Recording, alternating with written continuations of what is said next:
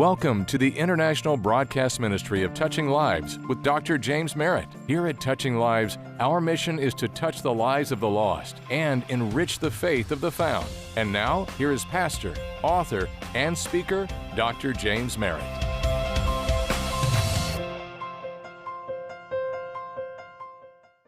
I want to take you back about 120 years to a man that you don't know. If you had lived back in the day, you would have known him. He was very well known. He was kind of maybe, not in a leadership sense, but more in a philosophical sense. He was kind of the John Maxwell of his day. His name was G.K. Chesterton. And at the turn of the 20th century, he was one of the most widely read writers and popular speakers in Great Britain and the world. He was a brilliant thinker. He was a tremendous wordsmith, and he was a very devoted Christian. And G.K. Chesterton asked a question that I thought, as I read it, it put so much of human existence into proper perspective. Now, I want you to listen to what Chesterton said. Can anyone tell me two things more vital to the human race than these? What man shall marry what woman, and what shall be the first things taught to their first child? Now, he said that over 100 years ago. Now, juxtapose that with someone that I like to read after. He's a great thinker. His name is Os Guinness. Maybe some of you read after him. He's a great thinker and apologist. This is what he said about 2 years ago. In the 21st century, the overall crisis of the family needs no exposition. From permissiveness of the hookup culture to the pill that separates sexual pleasure and procreation, to no-fault divorce, to abortion on demand, to alternative forms of marriage, to assisted suicide, to the collapse of the family dining table, and to all the sex education materials for students in public schools. All these recent trends have joined forces to undermine the Jewish and Christian view of the family as the bedrock nurturing and transmitting the institution of civilization. Now, that may sound like Debbie Downer, but it's true. In my lifetime, I have never seen brick by brick by brick by brick the dismantling of the family like I've seen it in the last 10 to 15 to 20 years. And I believe there's a correlation between what's going on in our country and our culture today and what's going on in our homes and our families. I'll never waver from the belief that strong marriages and stable families are a nation's greatest asset. Family is so important to God. This is how important it is. He says, you know what? You're going to spend eternity in a family called the family of God. That's how important the family is to God. And I believe the church is where God's family has a family reunion. It's where we get together as a family. We fellowship as a family. We worship as a family. We grow as a family. We experience God as a family. When we were worshiping that great song a moment ago, and I was listening to you sing, I told Teresa, I said, you can't get this by yourself. You can't get this in your study. You can't get this at home. You can't get this lying in your bed on Sunday morning. There's something about coming together as a family. And I believe that my house and your house ought to make God's house a top priority. I'm going to say that again until I get an amen. I believe that my house and your house ought to make God's house a top priority. Now, that will not happen unless this. Listen to what I'm about to say. Your house will not make God's house a top priority until your house makes the God of that house your top priority. Your house will not make God's house a top priority until your house makes the God of that house your top priority. See, there's more at stake here than just showing up at a building on Sunday. If you think all we're trying to do is just to get your rear end in a seat on Sunday morning, you don't get what we're talking about. There's a lot more at stake than you just walking in here and just showing up. Because every succeeding generation in our families are going to determine the type of nation that we're going to become. And so what I want to do today is I want to share with you why your house and my house and God's house ought to be joined at the hip. It ought to be inextricably linked and should always go together. Now, before I say that, let me go ahead and state something that ought to be obvious to all of you listening to me right now. This is going to come down to three things: a decision, a direction, and a determination that it has to be made in the home and for the home. Let me show you what I mean. If you want to go to God's Word right now with me, I want you to turn to the Old Testament, go to Genesis, and just start turning right, and you'll run into a book called Joshua. Genesis, Exodus, Leviticus, Numbers, Deuteronomy, Joshua. It's book number 6 in the Bible. I want you to turn to Joshua chapter 24. Now, let me set the scene. Let me tell you what's going on. Joshua has been the commander-in-chief, had been the leader of the nation of Israel. He's now an old man. His departure's near. He knows he's about to go to be with the Lord. He's about to leave office. So he's giving his farewell address to the nation of Israel. He's led them into the promised land, but what now he's concerned that they keep the land, that they never give up the land, that the land prospers. In other words, he wants for them what I want for you. You know what I really want for you? In God's will, I want you to live happily ever after. That's really what I want for you. I want that for everybody I know. I want you to live happily ever after. And so on this day that happened, by the way, this was about 3,000 years ago, he's standing before all these millions of people that are now in the promised land, all these fellow countrymen, not as the commander-in-chief of the Israelite army, not as the political leader of the Israelite nation. Now he's standing there as a dad, just a father. And he makes this one momentous statement, one of the greatest statements in the Bible. He said, but as for me and my household, we will serve the Lord. I don't know about you and your household. I don't know about you and your household. I don't know about you and your household. I don't know about you and your household. But as for me and my household, we will serve the Lord. Now I want you to stop for a moment and just think with me. Can you imagine what might happen in America if every family today made that decision? Can you just imagine what would happen? Do you think the crime rate would go down? Do you think that we might need fewer laws and fewer jails? Do you think our marriages might be stronger? Do you think the divorce rate would diminish? Do you think there'd be less child abuse? Joshua shares with his people that he's going to lead his family to do 3 things. And I'm going to encourage every family to take this same direction, make this same decision, and have this same determination for your family. My house, God's house. What does that mean? Number 1, it means you lead your family to fear the one God.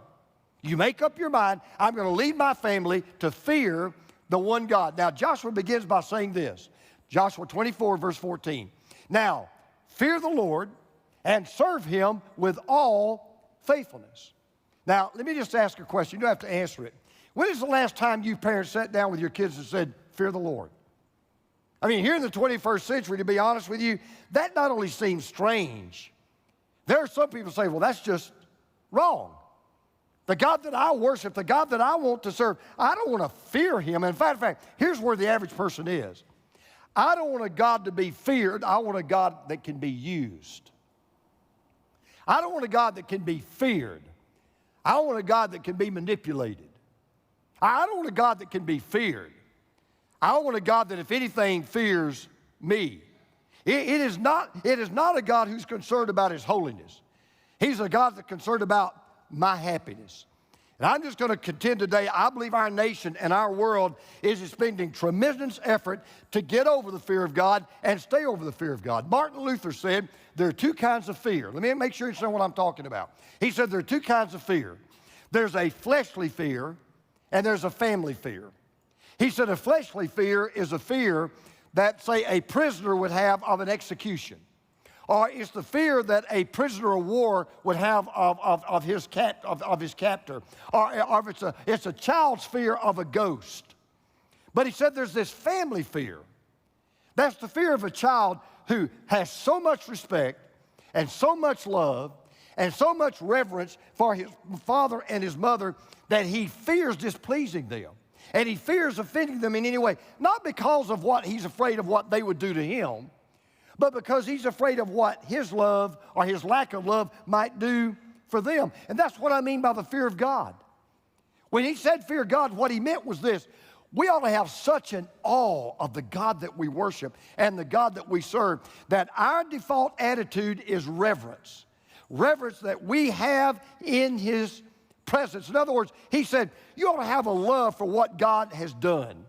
You ought to have respect for what God knows and what God can do. And he says, what he's saying is, you ought to have such a respect and reverence and awe for God that you want to do whatever you can to reciprocate that love and to reciprocate that grace and to bring pleasure and honor to Him. So let me just say to every parent here right now, I want to say this very clearly. You will never do anything more important. Listen to me. You will never do anything more important for your children from the time they come out of the womb than to teach them to fear God and to reverence God and to know God and to respect God and to live in awe of God and to love God and to worship God and surrender their lives to God. And let me tell you why. It does not matter how much your children know if they don't know God. It doesn't matter if they get the best education in the world if they don't know God. It doesn't matter if they graduate summa cum laude from Harvard University if they don't know God. Fearing God is the basic foundation of all of your life. And you've got to model that fear before your children. Well, you say, well, what does that mean? Your kids need to know, Mom and Dad, that you talk to God about them. Your kids need to know that you talk to God for them. They need to hear you talk to them about God. As a matter of fact, the way you show them that is by making sure that your house and God's house is interconnected. You let them know, listen carefully. Not by just walking in the door. That won't work. Here's the way you let your kids know my house and God's house goes together. Here's the way you let your kids know, as for me and you, we're going to serve God in God's house. You let them know by your participation, by your engagement, by your involvement. You let them know church is not just one piece of a puzzle. In reality, it is a priority of God's plan for your life. You know, most of you parents know this. Your number one job when your children are born, particularly they come out of the womb, they're so helpless. You know, as a mom and dad, you know your number one job is to protect your children. Well, I got news for you. The greatest thing you can do to protect your children is to teach them to fear God. You say, where do you get that idea? The wisest man who ever lived, a king by the name of Solomon, he said this, and this is one of those verses I bet you didn't even know was in the Bible. Listen to what he said. He said, whoever fears the Lord has a secure fortress, now watch this, and for their children, it will be a refuge. I don't know if you know what's going on out there or not, but there's a culture out there. There's an educational system out there. There's an entertainment conglomerate out there. And they're doing everything they can to teach your kids the exact opposite of what they get in this church every Sunday. Exact opposite. Exact opposite. God didn't create you. You came from slime in the mud. God doesn't care who you sleep with or how many people you sleep with as long as it doesn't hurt anybody else. I don't care what God says about marriage. We just redefine marriage.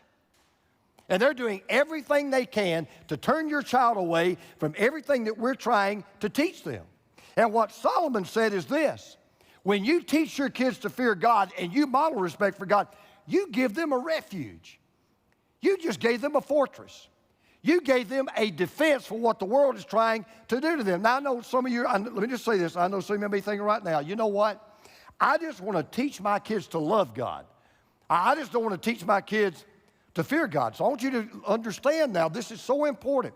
There is no contradiction between love and fear. People who fear God the most love God the best. People who fear God the most love God the best. Now, to be clear, the God that Joshua says we're to fear, yeah, He is a God of grace, and He's a God of love, and He is a God of mercy. He is a God of compassion. But the great pastor and theologian A.W. Tozer said it best: no one can know the true grace of God who has not first known the fear of God. No one can know the true grace of God who has not first known the fear of God. I'll give you an illustration. I was talking to a buddy this morning who grew up in Florida. He grew up in fact, he's one of our guys' production team. He was micing me up today, and he let me, kind of, small talk. Well, he grew up in Lake Okeechobee down in Florida. And I said, oh, man, I said, you grew up with alligators and snakes and pythons and boa constrictors and all kinds of terrible things. And we were just talking about it. And I got to thinking, well, you know this or not, I don't know, maybe you do. Alligators have a very healthy fear of people. They're really more scared of us than maybe we are of them. And they have a very healthy fear of people. You will rarely see an alligator jump out of the water and run after a human being. I mean, you just don't see that happen. However, there's one thing that everybody knows, and you'll know, let's see how well you know it. There's one thing you never do with an alligator. What is that? You never feed the alligator. Never, never, ever feed the alligator. Why is that? Because when you start feeding an alligator, you know what they lose? They lose that fear. They lose that respect. And then you're gator bait. It's just, well, you are. You say, what's that got to do with the home? Can I tell you what's happening in America? It's real easy. We sometimes look through the eyes of, culture, and we look through the eyes of entertainment. We look through the eyes of politics. We look through the eyes of finance. That's not what's going on in America. When a family or a nation loses its fear of God, the ultimate authority, here's what you'll see. You'll see a disrespect for other kinds of authority. You'll see a disobedience of the law. You'll see a disregard for every human being, born or unborn. You'll see the destruction of the values and the virtues that hold us together. It all goes in piecemeal. The number one problem in America is I see these card tags on, in God we trust. We have lost the fear of the God we say we trust in. And Joshua said, you better lead your children to fear the one God. Then he says this, lead your family to forsake other gods. It's not enough just to lead your family to fear one God. Lead your family to forsake other gods. Now listen to what he says in verse 14. Throw away the gods. I love the way he says this. Throw away the gods your ancestors worshiped beyond the Euphrates rivers and in Egypt and serve the Lord. But if serving the Lord seems undesirable to you, choose for yourself this day whom you will serve, whether the gods that your ancestors served beyond the Euphrates or the gods of the Amorites in whose land you're living. Now that tells me something. For as far back, even go back 3,000 years, there's never been a shortage of two things in the world. Never. It never will be. False gods and false religions. Always going to have those two things. False gods, false religions. Matter of fact, you know what's really amazing? It's amazing how we think things change, they really don't. We think people change, but they really don't. Have you ever thought about the fact that we worship the same gods today people worshiped thousands of years ago? Let me give you an example. Thousands of years ago, there was this ancient god named Mammon. Well, today we worship the god of money. They called him the god of wealth. There was another ancient god. His name was Bacchus. Today we worship the god of pleasure. There was another god they worshiped, Aphrodite. Today we worship the god of sex. There was another god they worshiped, Mars. Today we worship the god of military power. There was an ancient god called Sophia. Today we worship the god of science and the god of education. Same gods, just different names. In fact, let me tell you, you know one of the greatest idols that we worship today? And by the way, the number of worshipers of this idol are growing exponentially. It's what Dr. N.T. Wright called the idolization of progress or moving with the times. Let me tell you, here's when you know people are worshiping this God. You'll hear people say, you better get with it. Because if you're not, you'll be on the wrong side of history. You ever hear that? You better get with it, behind the times. You better go where we're going. You'll be on the wrong side of history. Dr. Wright put it this way. Listen to this. Now that we live in the 21st century, people begin as though it was obvious that one's ethics or theology ought to change with a calendar. So you've got a plethora of false religions out there, all kinds of religions. And the biggest one of all is people saying, hey, don't be on the wrong side of history. You change when we change. If we redefine marriage, you go along with it. You go along with everything that Hollywood says and everything that the polls say and everything the culture says. You go along with them. And the truth of the matter is this, and this is the hard thing people hate to hear. The truth of the matter is, not all religions can be equally true because they don't teach the same thing. They just don't. The Dalai Lama, okay, I'm not a fan of the Dalai Lama, but you know what he said the other day? And I admire him for this. He said, Buddhism and Christianity are not compatible. You cannot be a Buddhist Christian or a Christian Buddhist. He's right. Christianity believes in a personal God. Buddhism doesn't even believe in a God at all. Here's another example. Christian believes there's one God. The Hindu believes that there are millions of gods. Christians believe that Jesus was God in the flesh. Muslims don't even put Jesus at the top of the prophets, much less God in the flesh. The truth is this.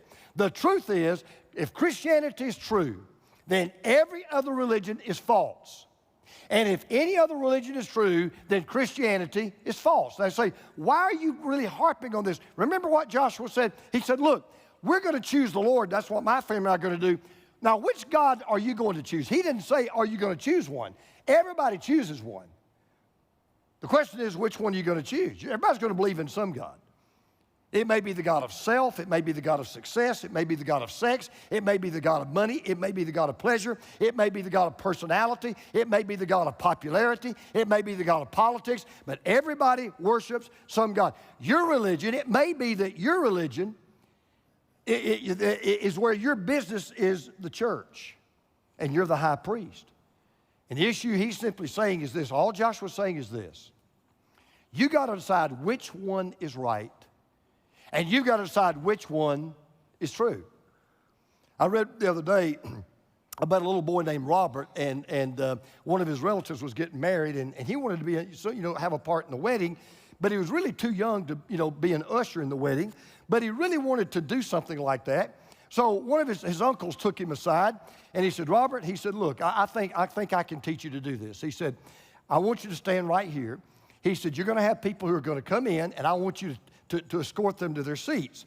And he said, now here's what you do. Okay, Robert? Ask them, are you a guest of the bride, or you are a guest of the groom?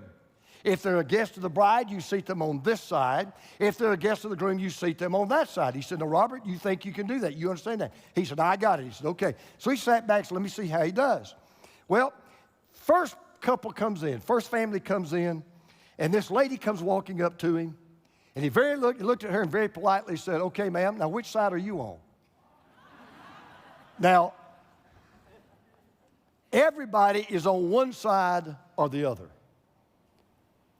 And Joshua says, you got to lead your family to understand that if you're going to serve the one God, the true God, you've got to forsake all other gods. If you're going to become a true, devoted, surrendered follower of Jesus, you've got to forsake every other religious faith. You've got to forsake every other religious expression. And here's what you say. If someone says, but I'm this and I'm that, I believe this and I believe that, I want you to know, I believe in your right to believe that, and I respect your right to believe that, but I also have enough love to tell you, you are dead, dead wrong. You say, I don't like that. That's what Joshua said. You have to lead your family to fear the one God. You've got to lead your family to forsake all other gods. And then here's the last thing, we'll wrap up. He said, you need to lead your family to follow the only God. You need to lead your family to follow the only God. Now, here's what Joshua does. It's really kind of a brilliant move. Everybody has a ballot. Everybody's got one. Oh, by the way, there will be no hanging chads in this ballot. Everybody's got a ballot. Everybody's going to know how they voted. Joshua says, okay, it's time to cast the vote. And so Joshua steps up and he says, I'll cast the first vote. But as for me and my household, we will serve the Lord. And then he says, okay, I made my vote. I've cast my ballot. Now, here's the question. What God are you and your family going to serve? Now, this is where people get a little uncomfortable. You do have to choose. You do have to choose. Now, you can claim to be agnostic. open-minded, indifferent, doesn't matter. You really haven't made a choice, but you really have. You know, when somebody says, well, I just haven't decided what religion I'm going to follow, you just did. It's making decision is a very funny thing. I don't know if you ever thought about this or not. It's really kind of funny. Not to make a decision is to make a decision. You ever thought about that? I'll give you an example. So this morning, there are people watching me right now. They intended to come to church today. And the alarm clock went off, and they reached over and they shut it down, and here's what they said. I just can't decide whether I'm going to get up right now or not. They just did. You just did. You just made that decision. When you refused to get up, you decided to continue lying down. And so what Joshua's saying is, if you choose not to, if you say, I'm not going to choose which God I'm going to worship, you just chose not to worship the right God. When you don't make a decision, you make a decision. Now, I was at Georgia State University this past week, and I go do this once a year. And I went down, and I was answering questions. There was about 30 students down there, and they asked me questions, all kinds. They're really great questions. They asked me questions. And I forget now what the question was they asked me. It gave me a chance to say this. And so this is one of those things that I've been waiting all week to be able to say to you. So I want you to really draw up close and listen.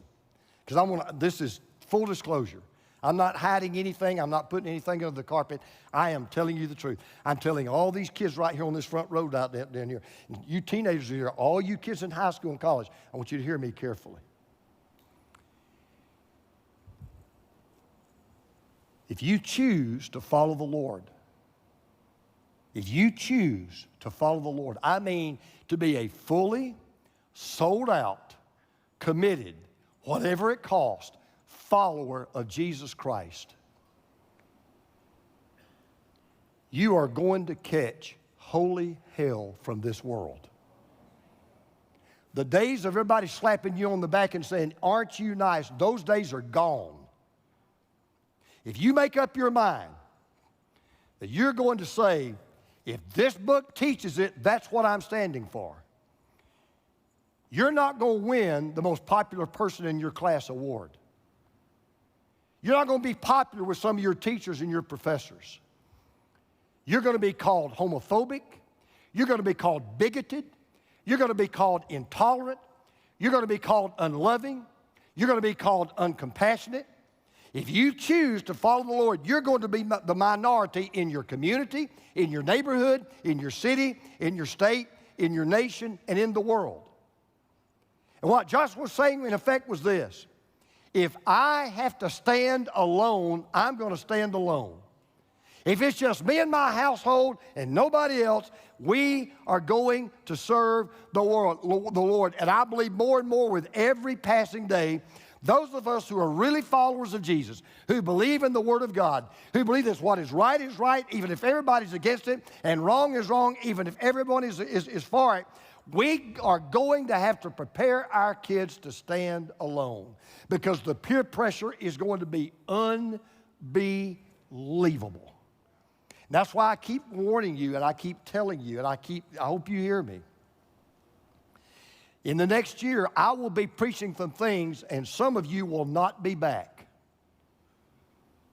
Because whether you like it or not, you have sold out and gone to the other side. And I'm not trying to be arrogant. I'm not trying to be mean. I'm not trying to be unkind. At my age and stage of life, I have nothing to prove to anybody. And I don't need this job. But I'm telling you right now, I would rather be on the wrong side of history and be on the right side of God than on the right side of history and the wrong side of God.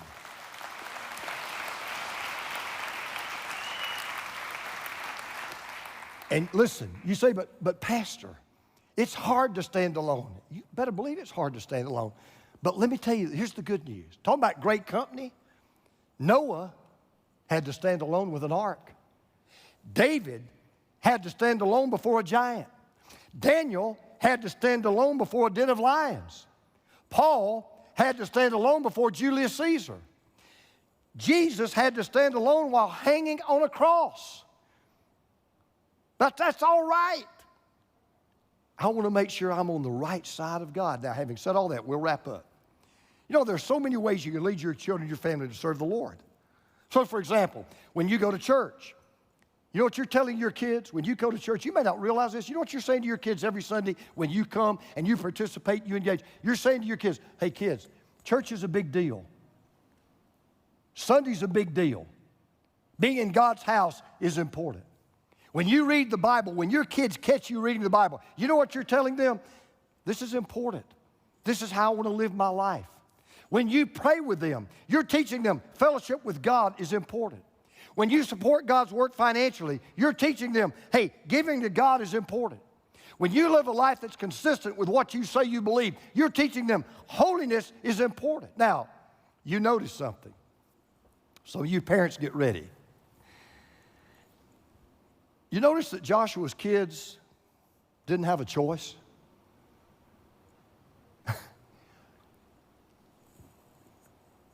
I'm sure there were kids in Joshua's household that said, Dad, I believe we ought to be a democracy. And Joshua said, we are. I'm demo. He said what my dad said to me growing up. As long as you stick your feet under my table, and you live under my roof, and you eat my food, you're going to church. We're going to be in God's house. It's not up for vote. It's not up for debate. It's not up for discussion. Now, I know I've heard it before. Save your email. I've heard it. Oh, if I do that, I'll turn my kids against the church. And by the way, I've had people try to say, you know why I don't go to church, Pastor? Well, no, because my mom and dad, they made me go to church. I love it when people say that. I say, can I ask you a question? Do you take a shower? Well, yeah. Did your mom and dad ever make you take a bath? Or did you graduate from high school? Yeah. Did your kids, your parents ever make you go to school? Do you try to treat other people nice? Well, yeah. Well, did your parents teach you to be civil and nice? Let me tell you something. I want you to hear me clearly. Anytime anybody tells you they don't go to church because their parents made them go to church, you call hogwash on that. I don't know what your reason is, buddy, that's not the reason. Ma'am, that's not the reason you don't go to church. Don't blame your parents for your problem. Don't blame your parents because you have a rebellious heart and you don't go. And while I'm in the neighborhood, let me just say something else to mom and dad. God did not put you as the parents to win a popularity contest in your home. That's not your major job. He didn't put you there so you'll be Mr. and Miss Joe Cool. He put you there to lead your kids, to say this is what we're going to do, to make one decision, to lead your children to worship the Lord and serve the Lord. There was a man, you may have, if you know anything about English literature, he's an English poet. His name was Samuel Coleridge. And there was a man that was arguing with Samuel Coleridge about whether or not parents ought to lead their children to go to church and worship God. And here's what this man said to Samuel Coleridge. He said, you know, I'm quoting, he said, I just don't think parents ought to indoctrinate their children with religion. Instead, they ought to give their children the freedom to make their own choices. Coleridge didn't say a word. He said to his neighbor, he said, can you come out to my backyard? I want to show you something. So he went out to his backyard. He said, what are we going to see? I want to show you my garden. So when they went out there and the man stopped and he looked and he said, that's not a garden. That's just a bunch of overgrown weeds. And Coleridge said, well, it used to be a garden. But you know, I gave it the freedom to become whatever it wanted to choose to be without any interference from me. So here's the deal. Maybe your kids will grow up and they'll quit going to church. It better not be because you didn't lead them to go to church. Your kids may grow up to do all kinds of things, but it better not be because they saw you doing those things. So I just want you to remember this, and we're done. You are in a long line. If you're a mom and dad, you're in a long line. And you're not just influencing your kids. You're influencing their kids and their kids and their kids. And you're influencing future generations that you will never see. And you will never have a greater calling in life, a greater accomplishment in life, a greater goal in life, a greater result in your life than to see that as far as you and your house are concerned, you know the right God, you love the right God, you serve the right God, you obey the right God, and you spend eternity with the right God. So I hope that you'll say with me today, my house, God's house, now and forever.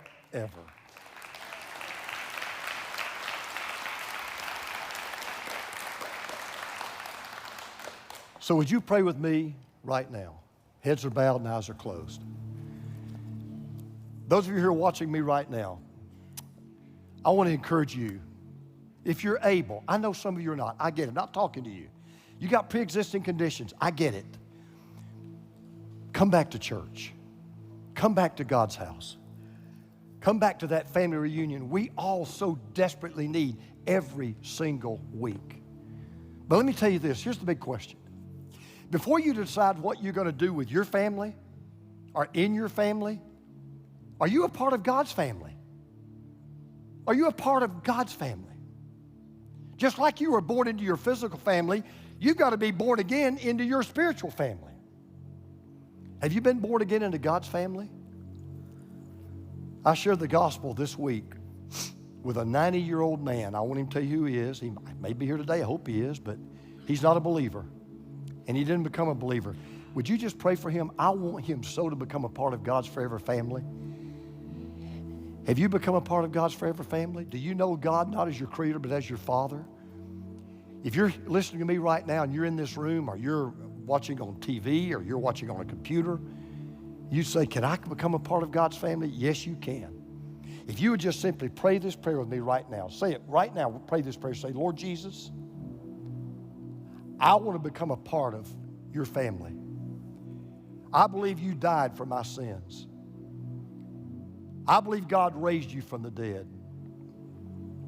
I believe you're alive right now.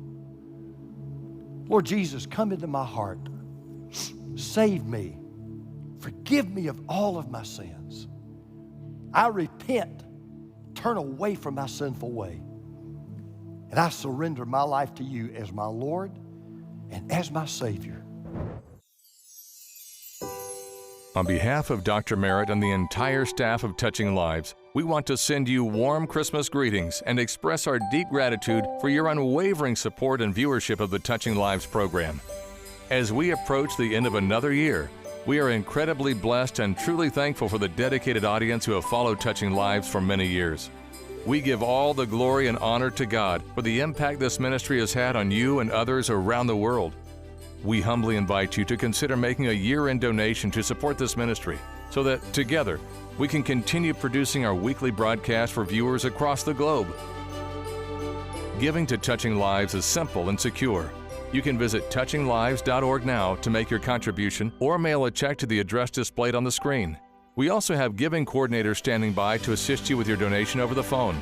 Please call 800-413-1131 right away to speak with them. As we conclude today's broadcast, we sincerely appreciate your prayers and faithful support, and we offer our heartfelt prayers for a joyful Christmas season for you and your loved ones.